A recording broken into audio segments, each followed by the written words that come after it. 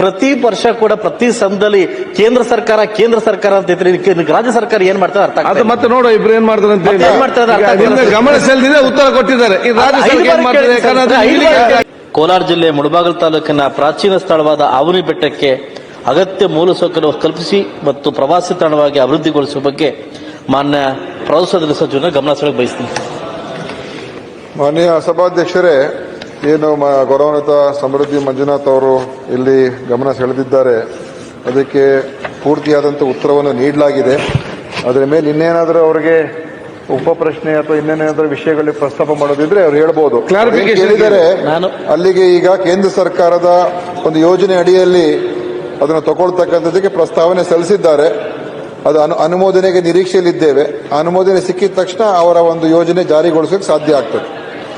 ಮಾನ್ಯ ಸಭಾಧ್ಯಕ್ಷ, ನಾನು ಪ್ರವಾಸದ ಸಚಿವರನ್ನ ಬಯಸಿದ್ದೆ, ಆದ್ರೆ ನಮ್ಮ ಆರೋಗ್ಯ ಸಚಿವ ಉತ್ತರ ಕೊಡ್ತಾವ್ರೆ. ಬಟ್ ಒಪ್ಕೊಂತೀನಿ. ಬಟ್ ಉತ್ತರ ಸಿಕ್ಕಿದೆ ಸಭಾಧ್ಯಕ್ಷರೇ. ಇದೇ ಸದನದಲ್ಲಿ ನಾನು 5 ಬಾರಿ ಪ್ರಶ್ನೆ ಕೇಳಿದ್ದೀನಿ, 5 ಬಾರಿ ರಿಕ್ವೆಸ್ಟ್ ಮಾಡಿದ್ದೀನಿ. ನಂದು ಕರ್ನಾಟಕ, ಆಂಧ್ರ, ತಮಿಳುನಾಡು ಗಡಿಭಾಗ ಸೇರ್ತಕ್ಕಂಥ ನನ್ನ ಪ್ಲೇಸ್ ಅದು. ಪ್ರತಿ ವಾರ ಕೂಡ ಸಹಸ್ರಾರು ಸಂಖ್ಯೆಯಲ್ಲಿ ಅಲ್ಲಿ ಪ್ರವಾಸಿಗರು ಬರ್ತಾ ಇದ್ದಾರೆ.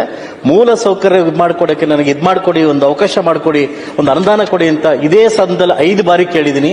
ಇದಕ್ಕೆ ಸಮಗ್ರವಾದ ಉತ್ತರ ನನಗೆ ಸಿಗ್ತಾ ಇಲ್ಲ.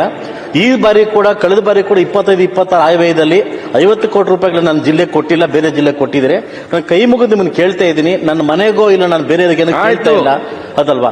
ಒಂದು ಪ್ರವಾಸಿ ತಾಣವನ್ನ ಇಂಪ್ರೂವ್ ಮಾಡಲಿಕ್ಕೆ ಒಂದು ಅವಕಾಶ ಮಾಡಿಕೊಡಿ. ಸೀತಾಮಹಾದೇವಿ ಅವಕಾಶ ಕೊಟ್ಟಿರ್ತಕ್ಕಂಥ ಒಂದು ಸ್ಥಳ ಅದು. ಸಹಸ್ರಾರು ಸಂಖ್ಯೆಯಲ್ಲಿ ಪ್ರತಿ ವಾರ ಬರ್ತಾ ಇದ್ದಾರೆ.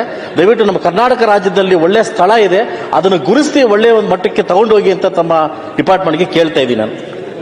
ಸಭಾಧ್ಯಕ್ಷರೇ, ಈಗಾಗಲೇ ಅವ್ರು ಹೇಳಿದಂಗೆ 50 ಕೋಟಿ ರೂಪಾಯಿಗೆ 10 ಜಿಲ್ಲೆಗಳಲ್ಲಿ 10 ಯೋಜನೆಗೆ ಈಗ ಅದಕ್ಕೆ ಅನುಮೋದನೆ ಸಿಕ್ಕಾಗಿದೆ. ಅದು ಬೇರೆ ಯೋಜನೆಗಳು. ಇವ್ರ ಯೋಜನೆಗೆ ಮಾರ್ಚ್ 27ನೇ ತಾರೀಕು ಮಾರ್ಚ್ 2025ರಲ್ಲಿ ಪ್ರಸ್ತಾವನೆ ಸಲ್ಲಿಸಲಾಗಿದೆ. ಇನ್ನು ಕೂಡ ಕೇಂದ್ರ ಸರ್ಕಾರದ ಒಂದು ಯೋಜನೆ ಅದೇನಿದೆ, ಸ್ವದೇಶ್ ದರ್ಶನ್ ಯೋಜನೆ, ಅದರಲ್ಲಿ ನಿರೀಕ್ಷೆಯಲ್ಲಿದ್ದೇವೆ.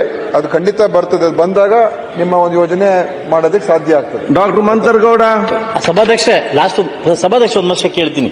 ಪ್ರತಿ ವರ್ಷ ಕೂಡ ಪ್ರತಿ ಸಂದರ್ಭದಲ್ಲಿ ಕೇಂದ್ರ ಸರ್ಕಾರ ಅಂತ ಇದ್ರೆ ಇದಕ್ಕೆ ರಾಜ್ಯ ಸರ್ಕಾರ ಏನ್ ಮಾಡ್ತಾರೆ ಅರ್ಥ ಅದು ಮತ್ತೆ ನೋಡು ಇಬ್ರು ಏನ್ ಮಾಡ್ತಾರೆ ಅಂತ ನಿಮ್ಗೆ ಗಮನ ಸೆಳೆದಿದೆ ಉತ್ತರ ಕೊಟ್ಟಿದ್ದಾರೆ ಈ ರಾಜ್ಯ ಸರ್ಕಾರ ಏನ್ ಮಾಡ್ತಾರೆ ಯಾಕಂದ್ರೆ ಸರ್ಕಾರ